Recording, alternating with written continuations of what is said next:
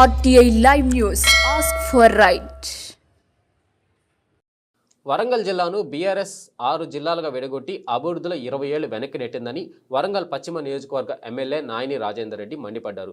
BRS అధికారంలో ఉన్నప్పుడు ముఖ్యమంత్రిని కలవలేని మంత్రులు, ఎమ్మెల్యేలు అసమర్థులని ఎద్దేవా చేశారు. తను ఎమ్మెల్యేగా గెలిచిన వెంటనే ముఖ్యమంత్రి రేవంత్ రెడ్డిని కలిసి 45 కోట్ల రూపాయలను కాళోజీ కళాక్షేత్రం కోసం తెచ్చానన్నారు. బీఆర్ఎస్ పార్టీ ఎమ్మెల్యేలు, మాజీ మంత్రులు సిగ్గుతో తలదించుకోవాలని ఎమ్మెల్యే నాయని రాజేందర్ రెడ్డి డిమాండ్ చేశారు.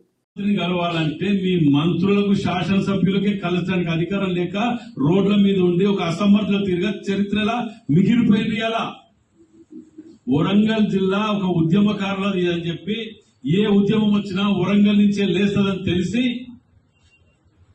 ఇక్కడ వీళ్ళని విడదీయాలని 6 ముక్కలు చేసిన మాట్లాడలేని అసమర్థులు మీరు.